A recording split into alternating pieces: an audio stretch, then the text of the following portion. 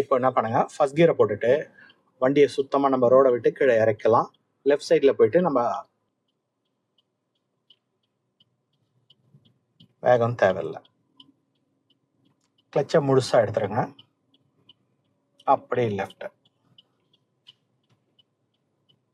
உங்களுக்கு வண்டி கண்ட்ரோலில் தான் போகும், ஏன்னா ஃபர்ஸ்ட் கியரில் தான் இருக்கு. ஓகே, இறங்கி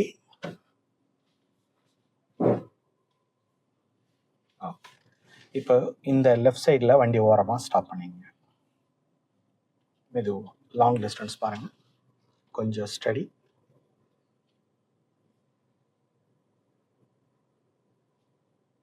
ஓகே, நேராக்கி இப்போ ஸ்டாப்.